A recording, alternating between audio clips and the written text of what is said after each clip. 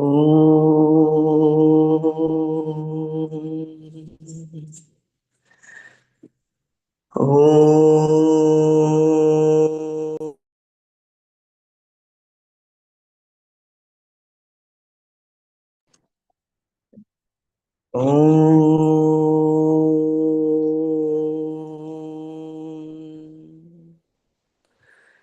Om Sahana Vavatu Sahanau Bhunaktu Sahaviryankaravavahai Tejasvinavadhitamastu Ma Vidvishavahai. Om Shanti Shanti Shantihi. Narayanam Namaskritya Naram Chaiva Narottamam Devim Saraswatim Vyasam Tato Jayamudirayet.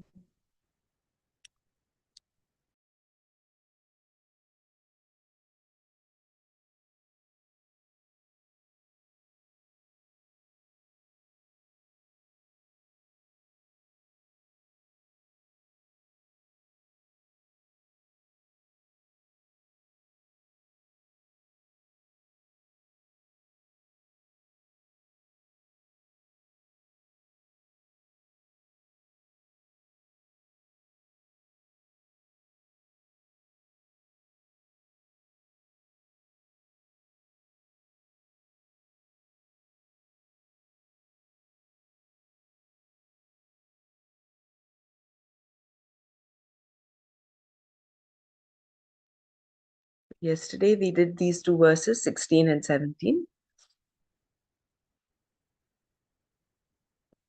Ecology starts with one person, and that person is you.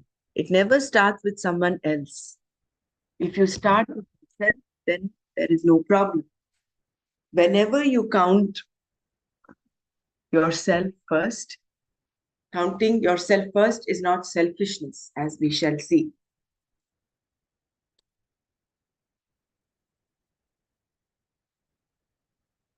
And then verse 17 was Yasvatmaratirev syat atmatriptascha manavaha atmanyevacha santushtaha tasya karyam na vidyate. Whereas for the person who would delight in the self, who is satisfied with the self, contented in the self alone, there is nothing to be done.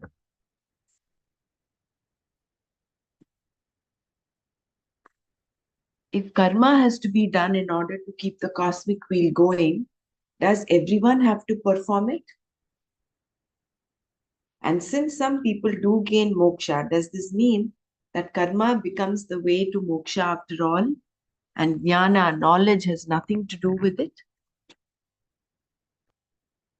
Krishna had already said that karma yoga does not produce moksha directly.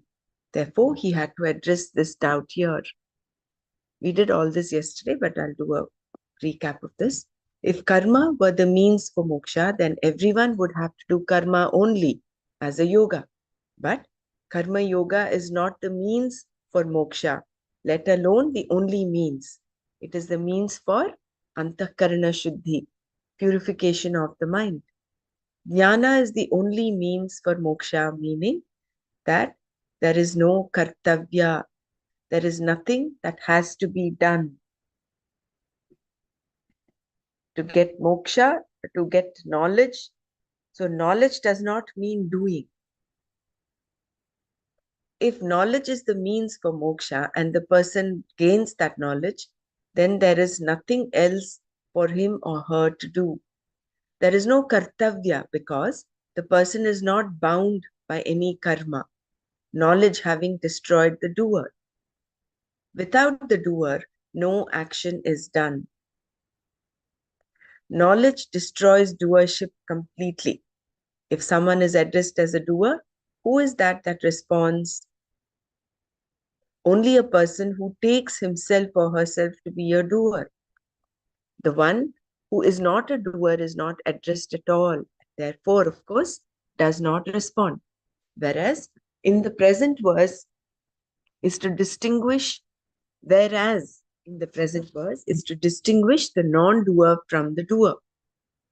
Shankara calls the non-doer Sankhya here. Yastvat maratireva syat atmatriptascha manavah atmanyeva cha santushtah tasya karyam na vidyate. Where is the Sankhya word that comes?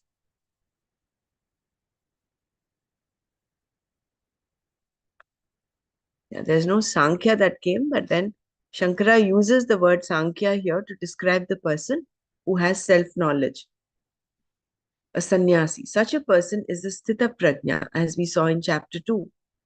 For this person, there is no doubt, error, or vagueness with reference to I, the Atma.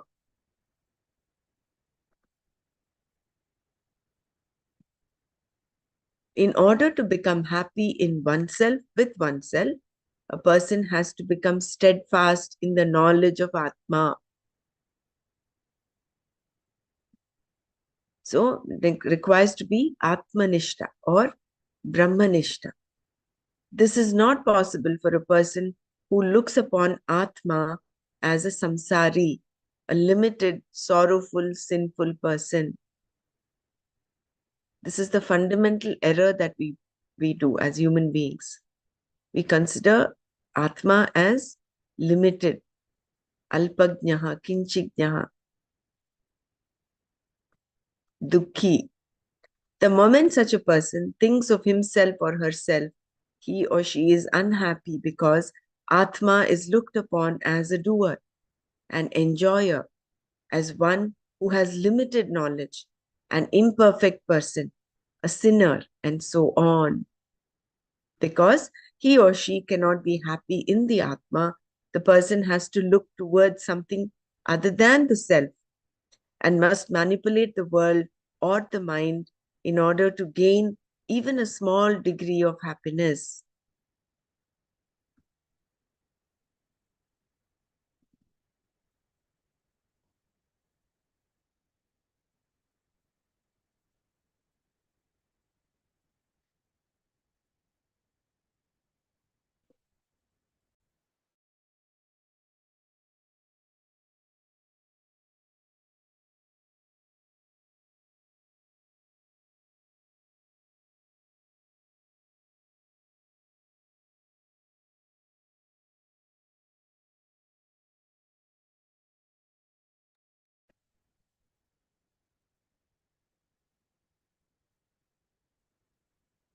So, because he or she cannot be happy in the Atma, the person has to look towards something other than the self and must manipulate the world or the mind in order to gain even a small degree of happiness. So, we saw yesterday that the one who, an enjoyer, manipulates the world, that is a bhogi, and a yogi is one who manipulates the mind. But both are not Atmanishtas. An enjoyer bhogi manipulates the world and a yogi manipulates the mind.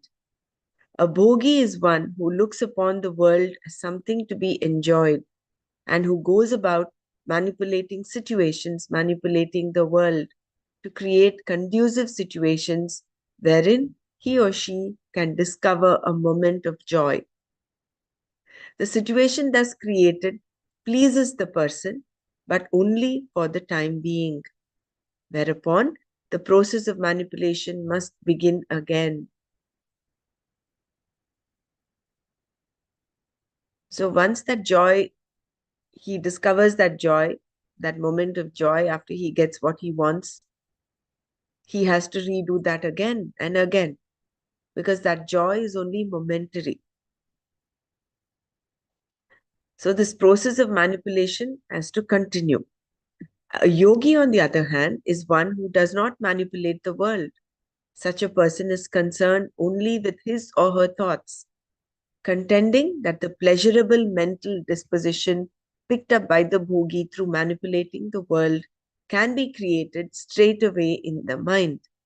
Thus, the yogi goes about manipulating the mind whereas the bhogi goes about manipulating the world.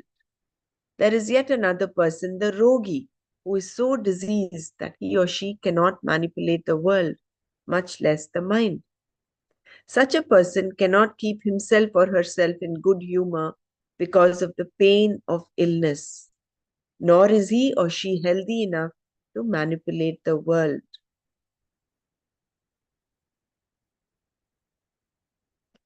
So, very preoccupied with the illness, there is not even, there is, he or she is not healthy enough to manipulate the world. Becoming is a problem. Yogic postures, asanas, breath control, pranayama, and so on all create a certain conducive situation wherein the yogi can pick up a moment of joy. The bogi, of course, manipulates the world for enjoyment, and the rogi is unable to do anything in order to enjoy. The point here is that all three of them look upon the Atma as something that has to become something. This becoming creates a lot of problems. See, all three of them, that is the yogi, bhogi, and rogi, all three of them look upon the Atma as something that has to become something. This creates a lot of problems. Any becoming is unbecoming because it always requires yet another becoming. Thus, becoming is nothing but continuous becoming. Before becoming, there are nothing but problems. While becoming, there is a lot of pain.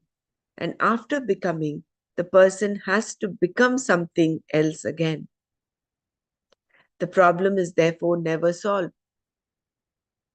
A person who looks upon the Atma as imperfect is always in trouble and is therefore a sannyasi, a samsari. Whereas the person described in this verse, an Atmarati, is one who always revels in the Atma. The joy that reveling in the Atma implies does not require anything other than oneself. No object, no situation, no person is required for the happiness of such an Atmarati. This means that the self cannot be imperfect, that it is the very essence of happiness and fullness.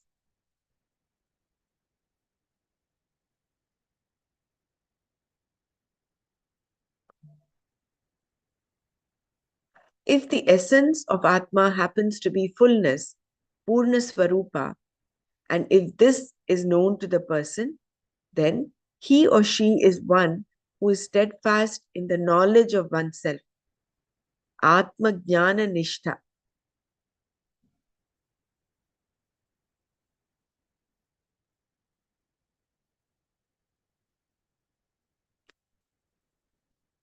In order to be happy with oneself, one has to have knowledge, jnana of Atma as fullness. Generally, one who picks up a moment of joy does so with reference to some object or situation, either outside in the case of the bhogi or inside in the case of the yogi. The only difference between the two is that the yogi does not require any tools except himself or herself. A yogi's raw material is an agitated mind. If this is there, yoga, which is a discipline, can be practiced. If the mind is not agitated, yoga is not required at all. Thus, the yogi's joy is also with reference to an object, the mind, even though it is not available to the senses.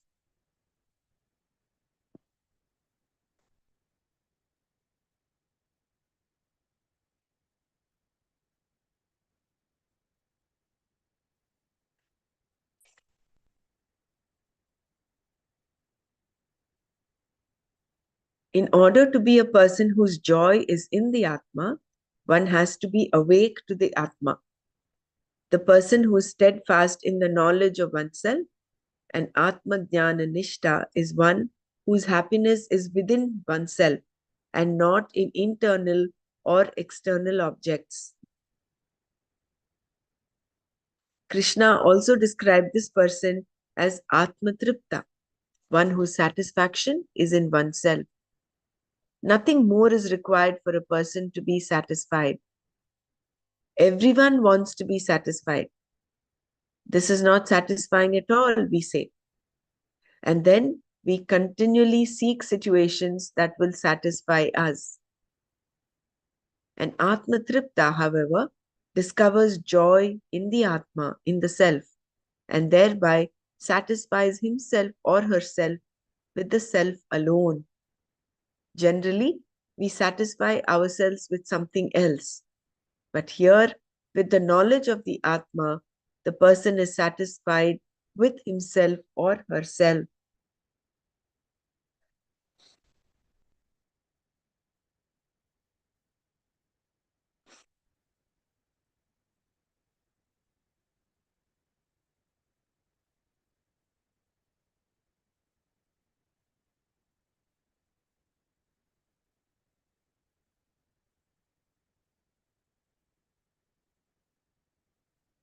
So an Atma Tripta does not require any external object, external or internal.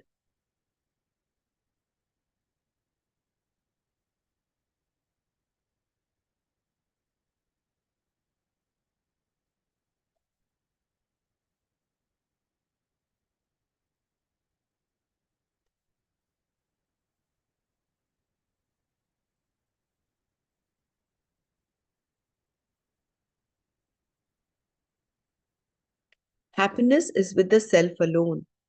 People pick up a moment of happiness when an external object desirable to them is gained. Whereas for the Atma Jnana Nishta, not being dependent on the gain of any external situations or objects, happiness is with the self alone. This means that such a person is free from any longing to be secure, to be happy, and is therefore a Sarva Karma Sannyasi, a Jnani, one who looks upon himself or herself not as a doer or an enjoyer, but as pure consciousness, that is Atma. For this person, there is no karma to be done. He is happy with himself. Atmani eva santushtaha.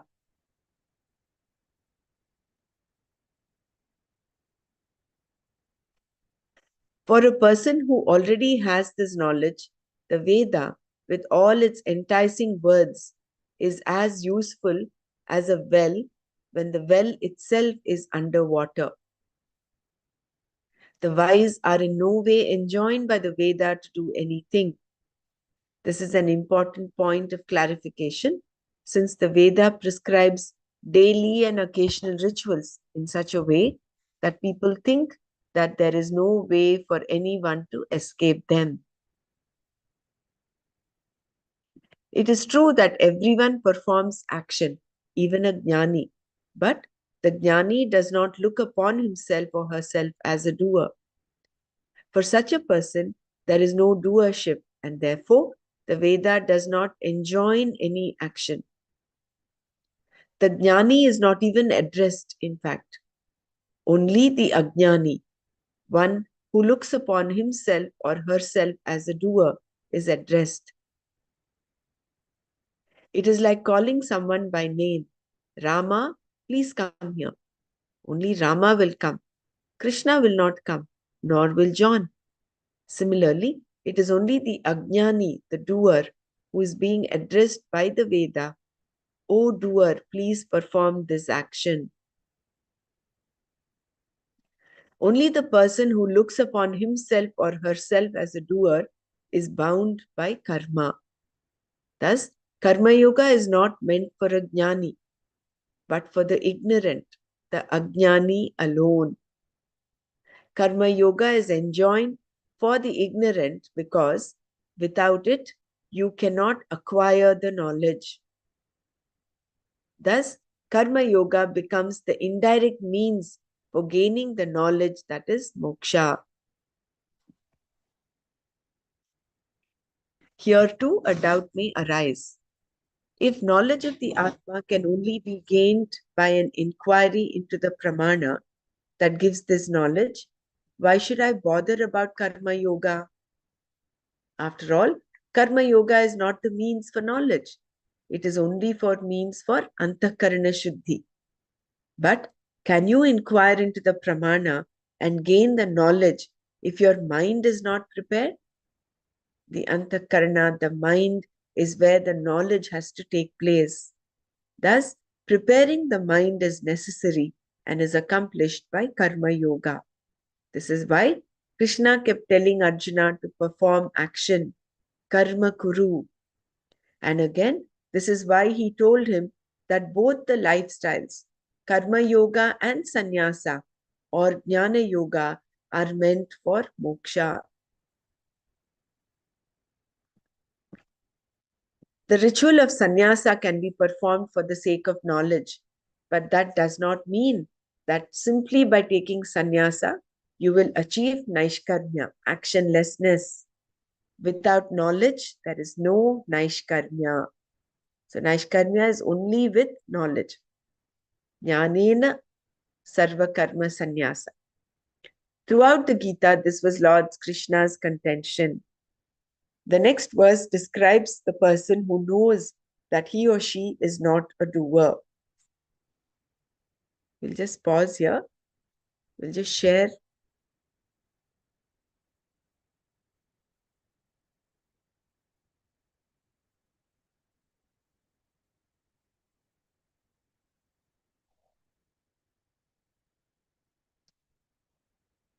We'll share our understanding before going on to the next verse.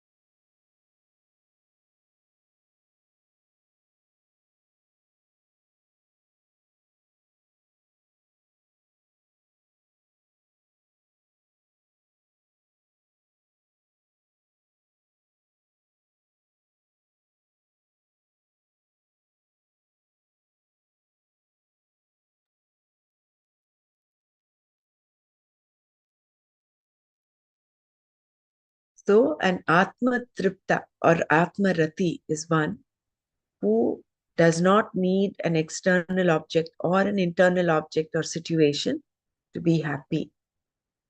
And he does not have anything to do. The doing is required only for an Ajnani, for a Mumukshu.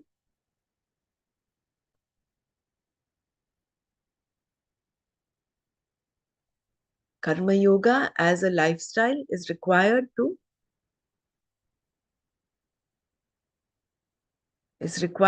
Antakarana Shuddhi. Therefore, there is no escaping karma. Karma has to be done because we have countless ragadveshas. And unless we continue to do, you never know which ragadvesha will sprout up. So along with that rasa, that thing has to be eliminated, neutralized. Only in such a state of mind, only in such a mind that is pure, will knowledge dawn. So therefore, Karma Yoga is an indirect means for moksha. And for a jnani, of one who is an Atmarati, he is in a state of Naishkarmya, non-doership, actionlessness, because he does not consider himself the doer. So therefore, he is neither the doer nor the enjoyer. He rises above this. And it is not a question of becoming. You don't become something. Atma does not need to become anything. Atma is. And that is what we need to realize.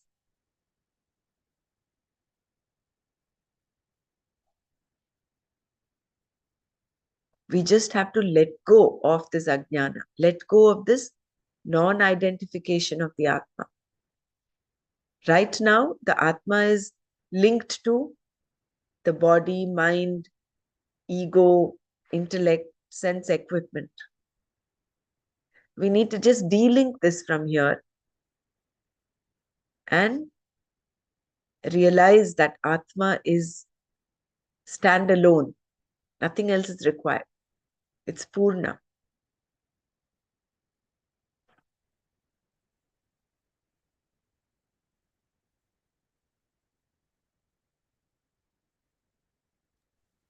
And coming, yeah, please go ahead. Yeah, please, you go ahead. You complete And Brahmaraji. Yeah, coming very good. steadfast in this knowledge is Atmanishta, Atmajnana Nishta.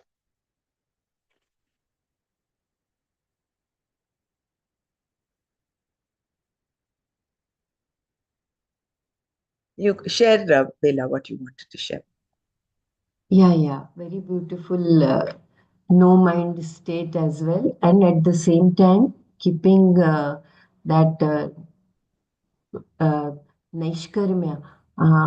It is so important, very beautiful statement you said. It doesn't mean that we leave everything and we just sit and meditate. It is like doing the things for our own sake, continuing with all our activities, whatever we are doing, we have to do it because we know that that only will make our antakarana shuddhi.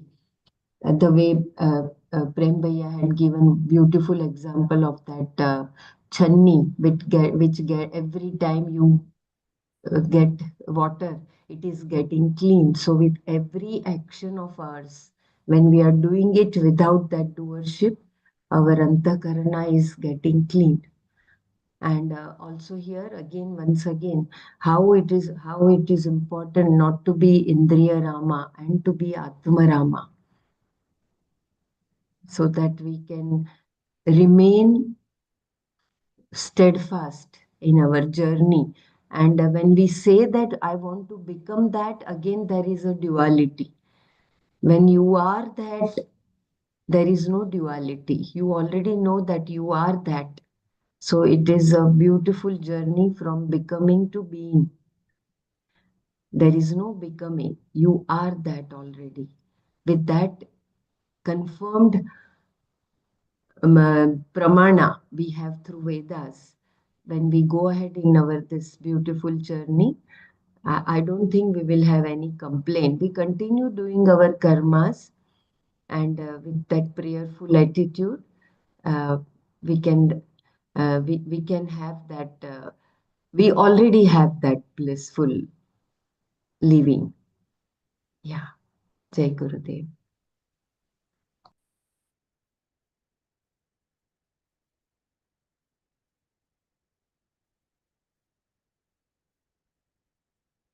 Yeah, that's very beautiful. Reveling in the being rather than becoming. That's beautiful. We'll move on to the next verse. Naiva tasya krite nartho na krite neha kaschana na chasya sarva bhuteshu kaschitardhavya pashrayah. Tasya, for that person who revels in the self, iha, here in this world, kritena, by doing action, arthaha na, there is no purpose, akritena, by not doing action, kaschana, any purpose, na eva, indeed is not, cha, and asya, for this person, sarva bhuteshu, on all beings, kaschit arthavyapashrayah, dependence on any being for anything, na, is not. Tasya iha kritena arthaha na akritena kaschana na eva cha asya sarvabhuteshu kaschit arthavyapashrayah na.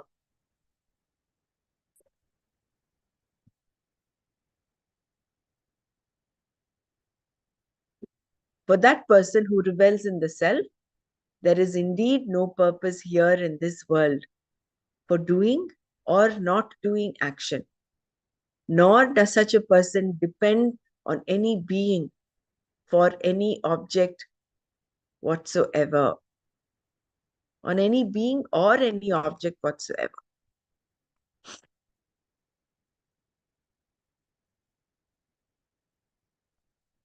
We have seen that karma is performed either for a specific result or for antakarana shuddhi. The person being described in this and the previous verse does not require antakarana shuddhi because without it, he or she would not have acquired the knowledge that has made it possible to revel in the Atma. Suppose the question is asked, how do you know the person has antakarana shuddhi? Then the response is, because he or she has Atma Jnana Nishtha, firmness in the knowledge of the self. Then the next question could be, but suppose the person has Atma Jnana Nishtha and does not have Antakarana Shuddhi. Here we have to question ourselves as to what is it that we really want? Do we want Antakarana Shuddhi or Atma Jnana Nishtha? Of course, we want only Atma Jnana Nishtha, which can only be had if the mind is prepared. Thus, having the knowledge implies Antakarana Shuddhi. So it is to be understood that if one is Atma Jnana Nishtha, that he already has Atma Antakarana Shuddhi. Otherwise, he would not have Atma Jnana Nishtha.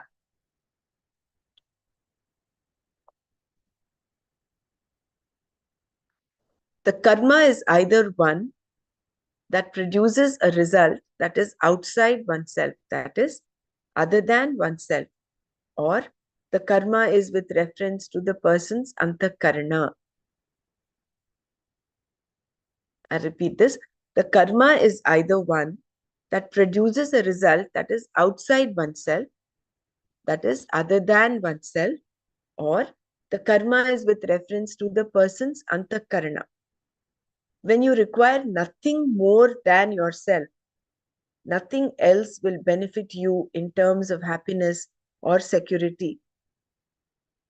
And if some purpose, some benefit is there in terms of either security or happiness, then you do not know yourself.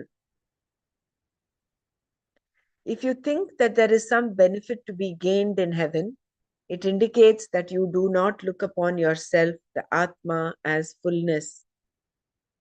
The whole creation being oneself, where is the question of gaining some benefit somewhere? Therefore, for the wise person, no purpose is served by doing karma. I will repeat this one more time.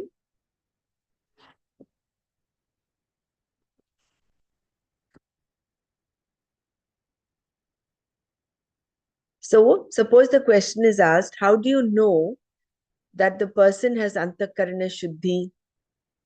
Then the response is, because he or she has Atma Jnana Nishtha,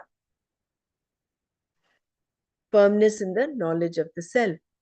Then the next question could be, but suppose the person has Atma Jnana Nishtha and does not have Antakarana Shuddhi. Here we have to question ourselves as to what is it that we really want? Do we want Antakarana Shuddhi or Atma Jnana Nishtha? Of course, we want only Atma Jnana Nishtha, which can only be had if the mind is prepared. Thus, having the knowledge implies Antakarana Shuddhi. Because without Antakarana Shuddhi, there cannot be knowledge. So it is a given that an Atmarati or an Atmanishta, Atmajnana does have Antakarana Shuddhi.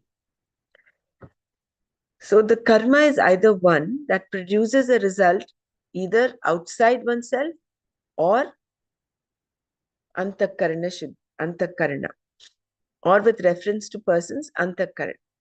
When you require nothing more than yourself, nothing else will benefit you in terms of happiness or security.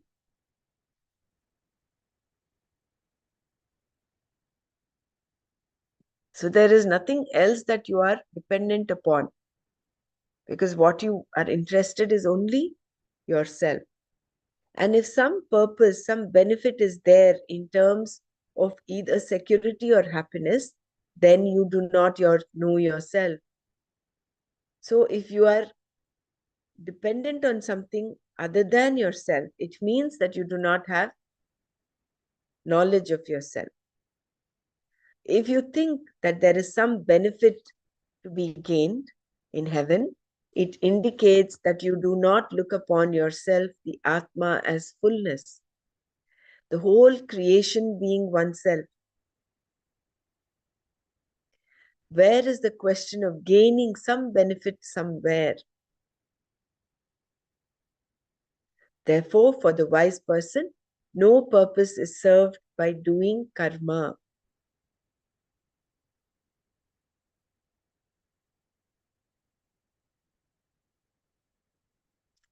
So there are two situations here. One is a person who is an Atma Jnana Nishta does necessarily have Antakarana Shuddhi. And the other way around, without Antakarana Shuddhi, you cannot have Atma Jnana Nishta.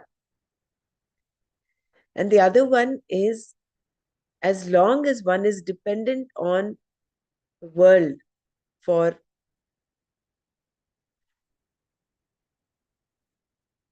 as long as one is dependent on the world for security or happiness, it means that that person does not know himself as Atma, the fullness, because the whole creation, you are the whole creation.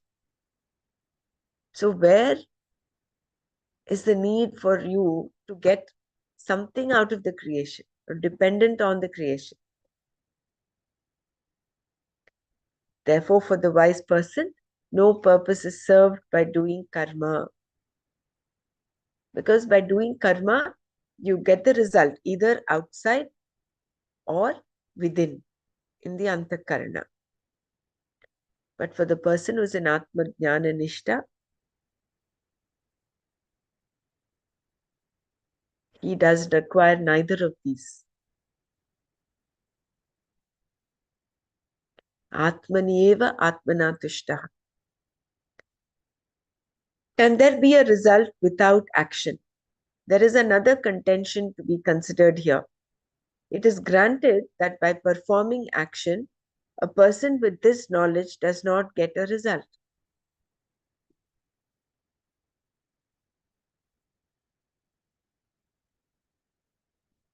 But by not doing what is to be done, will there not be an undesirable result? This seems to be our experience. Is it not the same for a wise person? So the next question is, there is another contention here. What is it? It is granted that by performing action, a person with this knowledge does not get a result.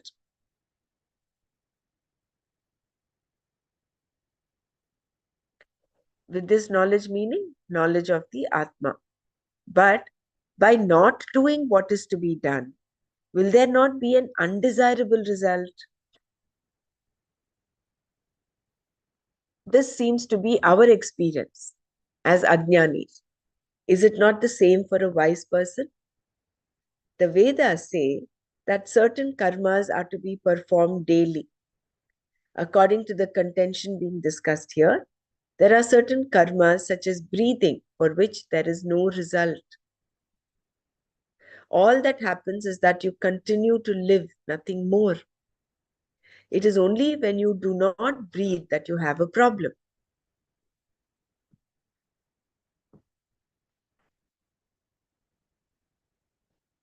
This then is the contention. There are certain karmas that we have to do, and by doing them, we do not achieve anything. But by not doing them, we attract papa. When you do not do the prayers, rituals, and duties which are to be done daily and occasionally, there is a problem. Whereas if you do them, there is no problem. Shankara dismisses this argument as meaningless. So remember, follow the train of thought. I'll just go back. Give me a second.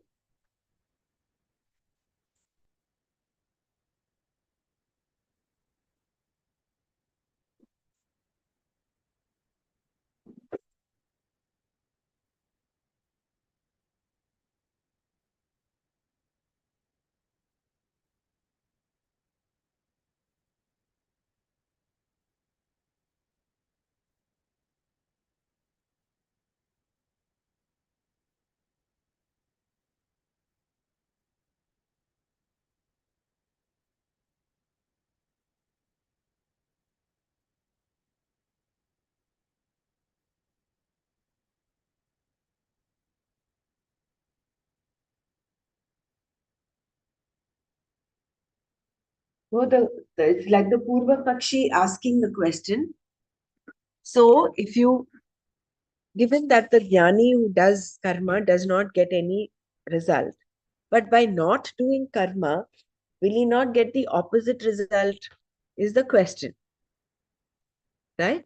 So by not doing them, we attract papa by not doing the nitya naimitika karmas. So then Shankara dismisses this argument as meaningless. So who is the person we are talking about? We're just talking about the jnani, Atmanishta. When you perform an action, there is always a result, says Shankara. There is no such thing as a karma not producing a result. You cannot even throw a small pebble into a pond without creating ripples.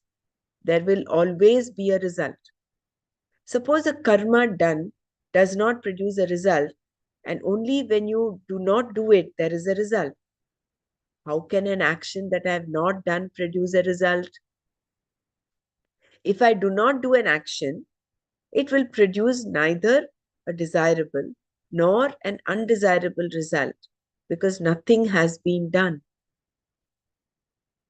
Karma done will produce a result, and karma not done will not. It is as simple as that. I will repeat this again. When you perform an action, this is Shankara's response to the question. When you perform an action, there is always a result. Whereas the Purva Pakshi says what?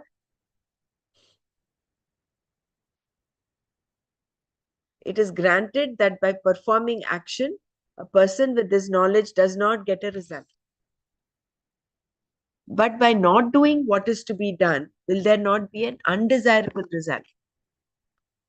So is this not the same for a wise person? Example was that breathing, right? So when you don't breathe, you have a problem because you will die.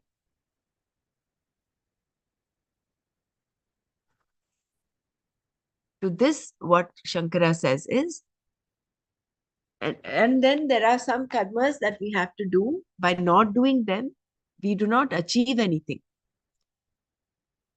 And by doing them, we do not achieve anything. But by not doing them, we attract papa. When you do not do the prayers, rituals, and duties which are done daily and occasionally, there is a problem. Whereas if you do them, there is no problem. Shankara dismisses this argument as meaningless.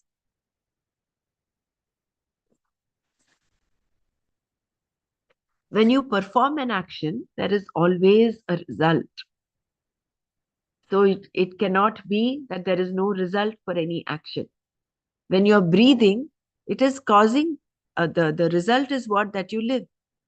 When you breathe, there is oxygen going in, carbon dioxide coming out. There is a result. There is no such thing as a karma not producing a result. You cannot even throw a small pebble into a pond without creating ripples. There will always be a result. Suppose a karma done does not produce a result, and only when you do not do it, there is a result. How can an action that I have not done produce a result?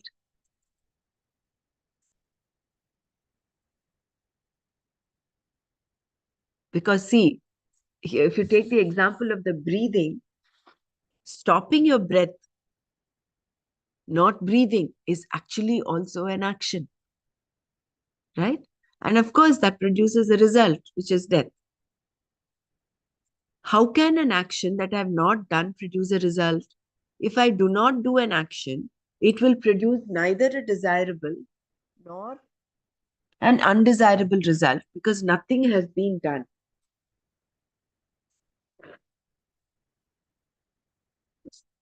Karma done will produce a result, and karma not done will not.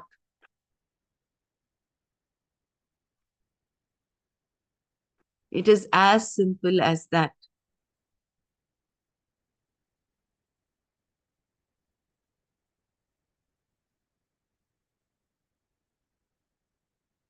Why then is it said that if you do not do these enjoined karmas, you will attract sin and so on? Because if you do not do what is to be done, it will take no time at all for you to do what is not to be done. Therefore, doing karma is always better than not doing it because by not doing it, you will attract a lot of other problems. Sooner or later, laziness will overcome you and you will begin doing improper things. As a human being, you are supposed to be a thinking person, but the thinking itself will be the first casualty. Your capacity for discrimination and inquiry will go, leaving you to ruminate and vegetate. A very important paragraph. I will repeat this. So Shankara says, there is no way karma done will not produce a result. Any karma done will produce a result. But by not doing karma, it will not produce any result. Karma not done will not. Then why then is it said that if you do not do these enjoined karmas, you will attract sin and so on?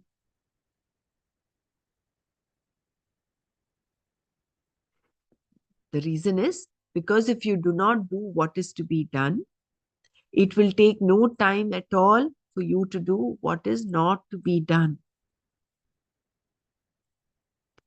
That is the papa. The papa is what?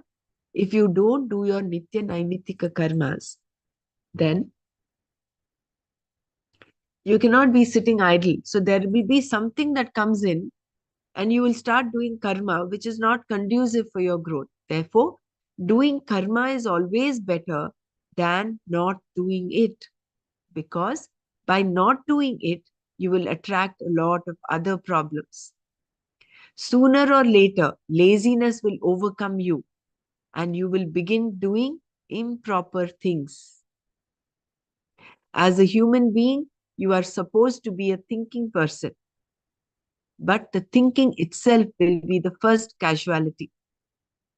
Your capacity for discrimination, that is viveka, and inquiry, vichara, will go, leaving you to ruminate and vegetate.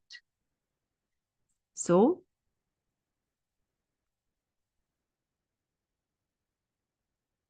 karma kuru. And what karma? Whatever is shastra vihita, your swakarma, nitya naimitika karmas. All this has to be done.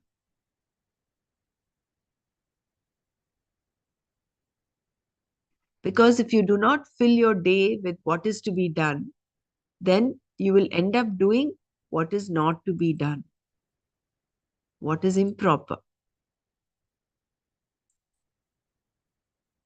This kind of problem is not there for the jnani. Everything that has been said is for an ajnani.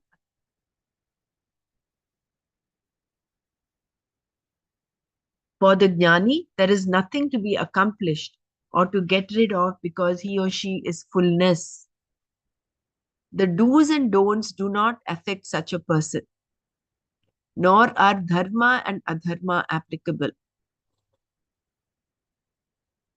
The jnani is above right and wrong. Does this mean that he or she can do anything, including murder? Yes, because the person is not a doer. Of course, there is no reason for a wise person to commit murder because there is nothing to be gained. See how many ways uh, doubts can crop up, and in how many ways Swamiji is plugging all those doubts. So, this problem, that is having to do what is to be done, is not there for the jnani. So, for a jnani, he does not need to do nitya naimitika karmas because he's already reveling in the Atma Jnana Nishtha.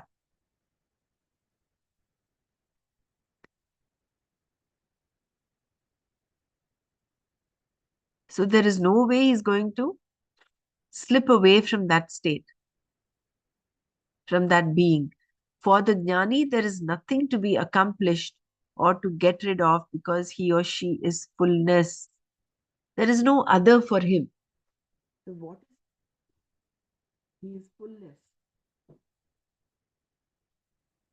The do's and don'ts do not affect such a person, nor are dharma and adharma applicable.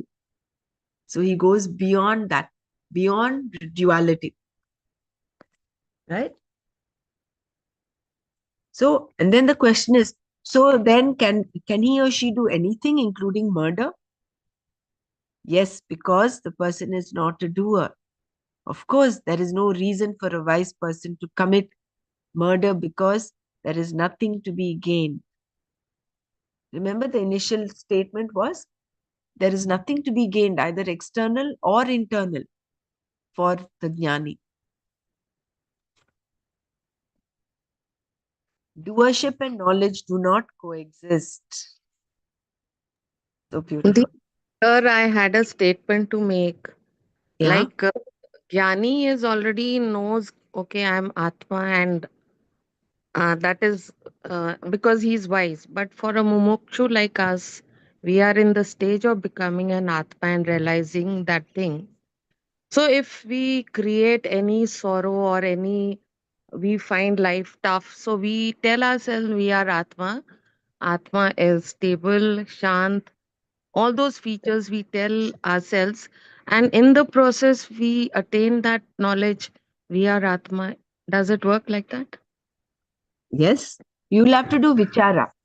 As an ajnani, when you're going through some sorrow, vichara is what the thinking, we need to put on the thinking cap and say, who is this who is getting upset? Who is this who is miserable?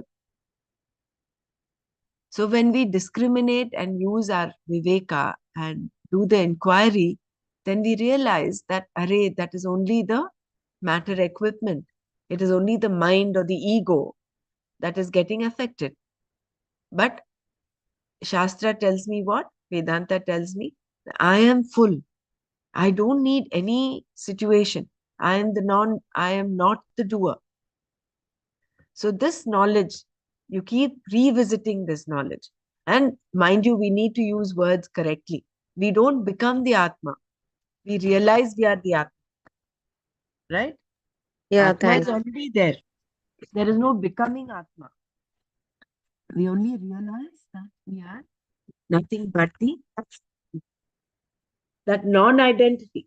Correct. When you go through what you said is very right. That is what we do, right? Isn't that how relieving it is? Supposing you're going through a difficult situation that has affected your ego. Maybe someone has humiliated you, or what you expected did not happen. Then there are two things that can happen. One is you can continue to be miserable because you identify yourself, or identify the Atma as a limited being, as a miserable being, dependent on that situation or person for happiness.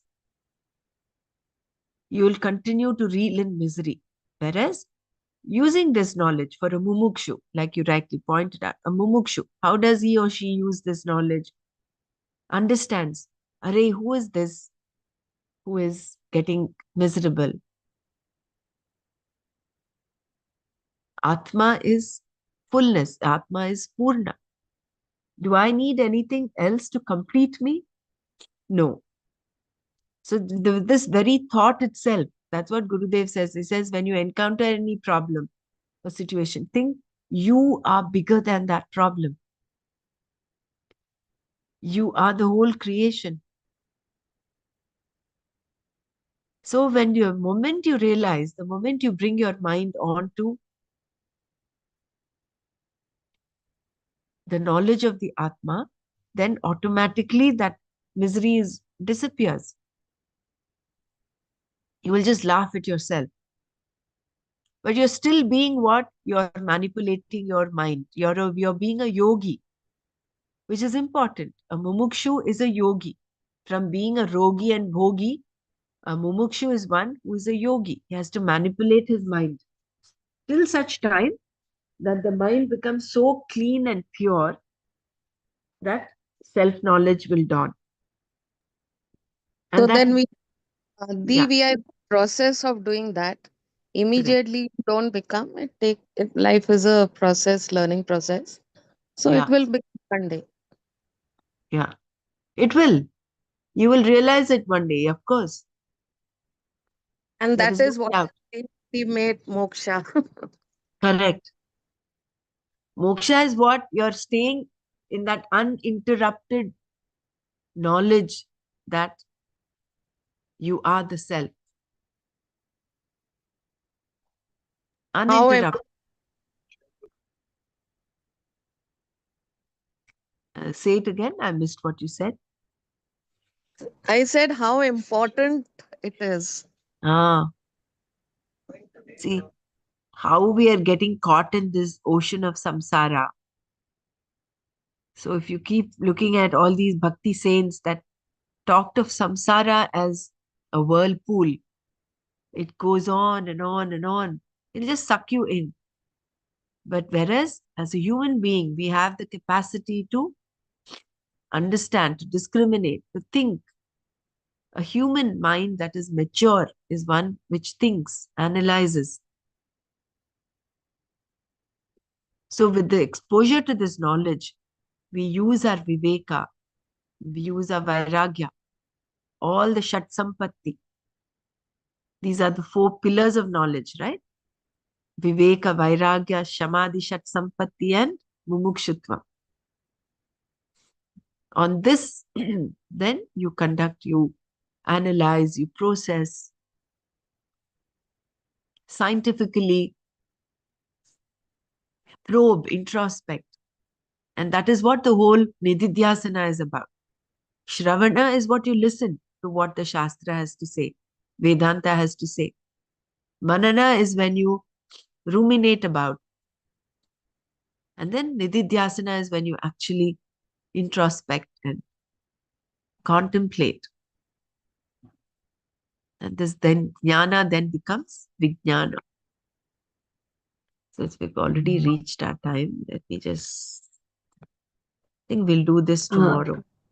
We just Jai have, yeah, Gurudev, yes. more than, over the years, my own personal experience, it is just happening. When we think about doing, uh, in fact, it's not doing, it happens.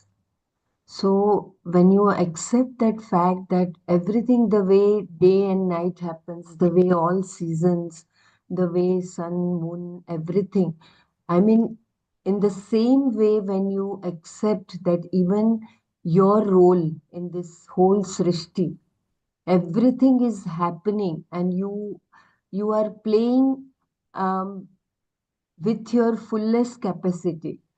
Um, uh, I think when we look at all the uh, gurus or whoever, uh, the great souls, they have lived the life of complete non-doership. They have.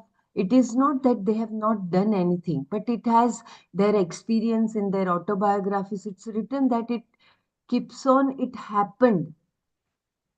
Their role as doer, maybe so many places it is like, sometimes they have put it as mystery, or sometimes they have said that it is like a vow, and it has happened. So when we accept this as happening, whatever, whether it is situation good or bad or whatever, then that the kind of result what we get, it is like the way we accept day and night. The day is there and we have to work, the night is there, we have to rest. In the same way, our role also, when we accept that it is everything is happening only, this is what is my little understanding. Very nice. Basically, you're in a witness consciousness, no? You're only seeing everything happen. Yeah, because the moment we take the doership, there is a blame game, because I didn't do this happened, because I did this happen. It's a constant war going on. So when you take it as happening, then that conflict doesn't arise. So basically, when you come from that space of non-doership, when you're not the karta, you're also not the bhokta, neither the doer nor the enjoyer. And that is the state that the jnana nishta is in, the sankhya, the sannyasi, the jnani is in, sthita prajna is in throughout.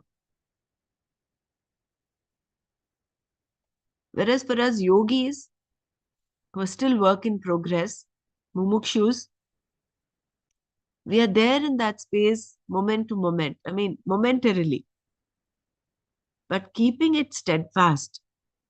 That is the goal. And that can happen when the antakarana becomes clean. That is why karma yoga is required. That is why we continue to do what is to be done. What is to be done, you do. So you fill your work, your day with um, what is to be done. And this filling the day does not mean only doing. Even rest is required. So activity and rest, creating a balance between the two. Ultimately, even sleep is resting, is an action. So following the injunctions of the scripture, like Ayurveda talks of the um,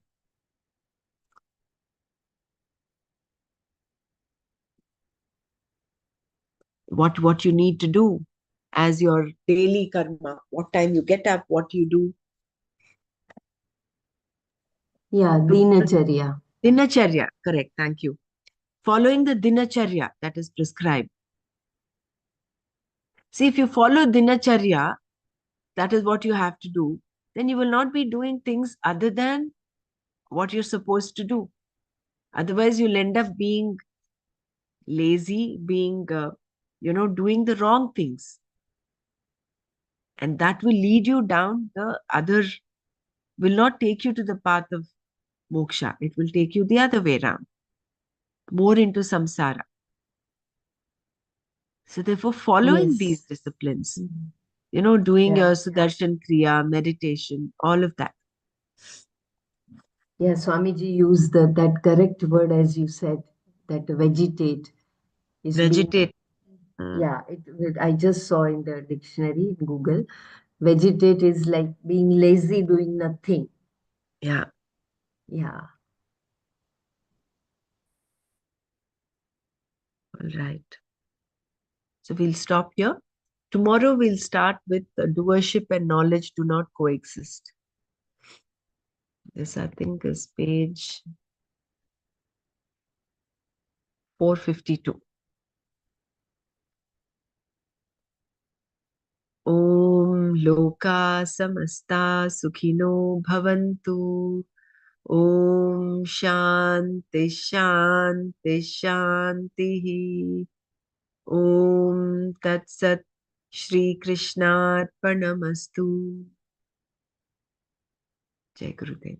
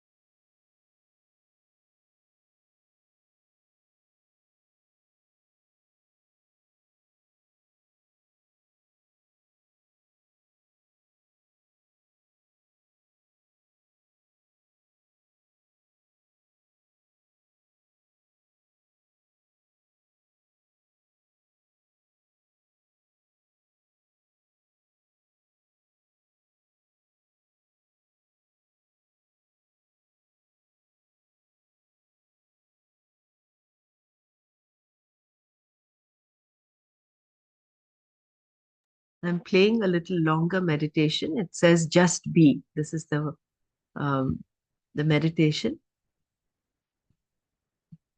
Let's do this.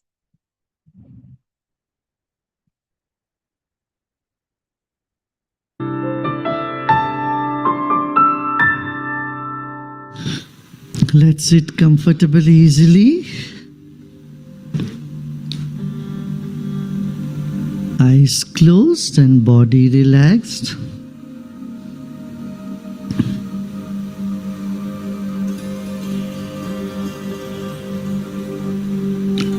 Relax your shoulders, sit back and relax.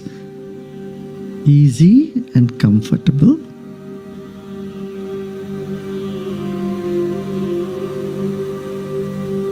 Become aware of your whole body. And become aware of the weight of your body.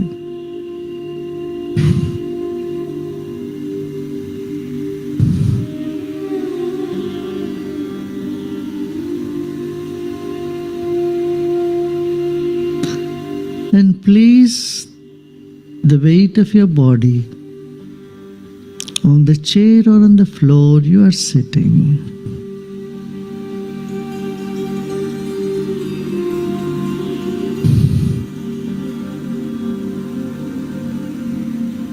And honor your own body.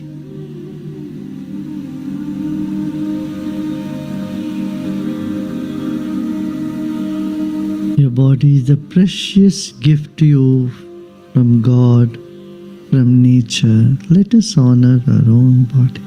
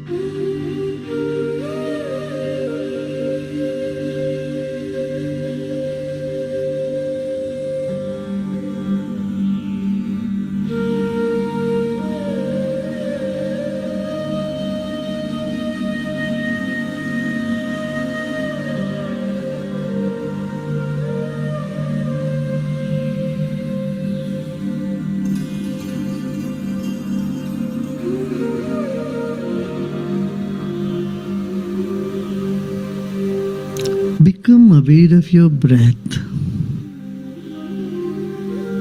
Honor your own breath. It's the breath that is keeping us alive. Breathe in and breathe out.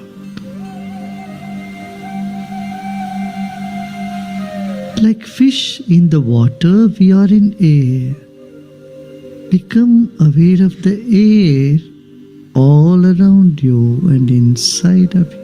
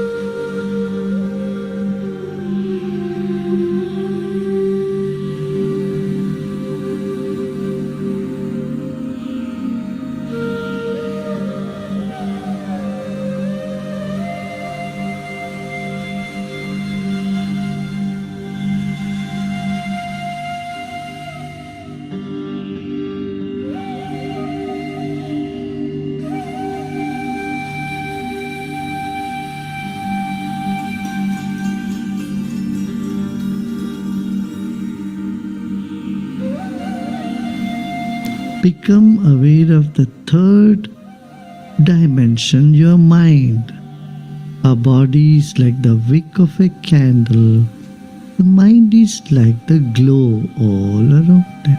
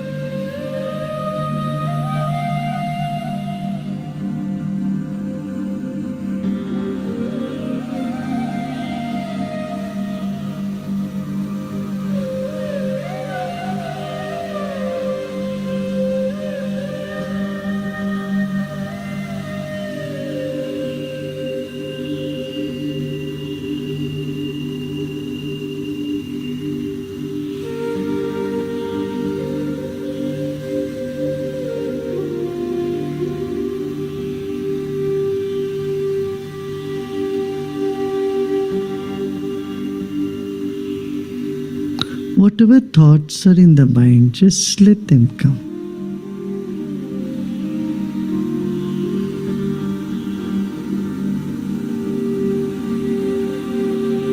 As the body relaxes, your mind expands.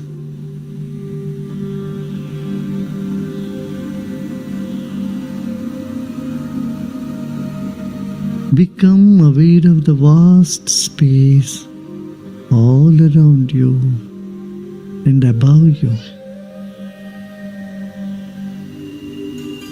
and repose with a smile.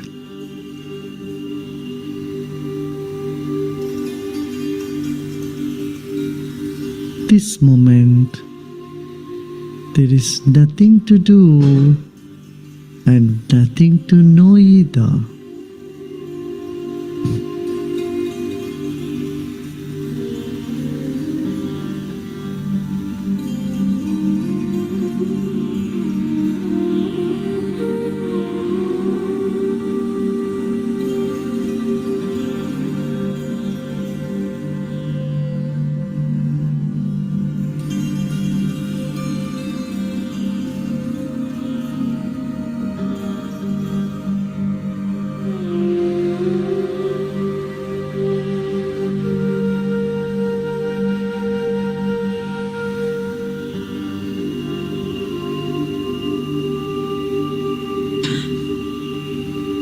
Let every corner of our mind start to relax, expand, and repose.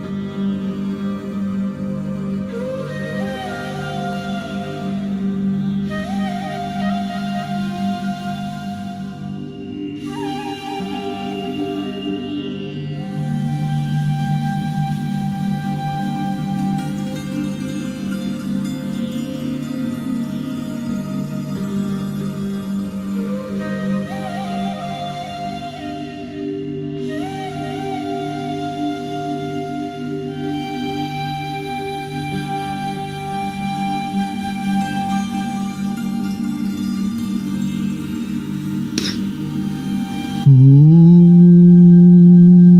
Shanti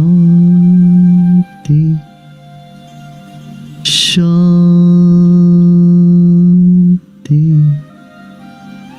Shanti.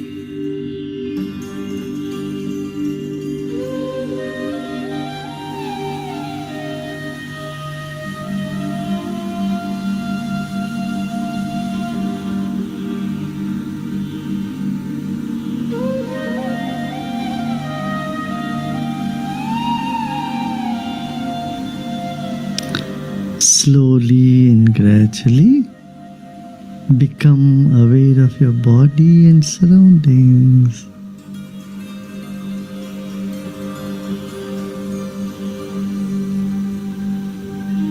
And take a deep breath in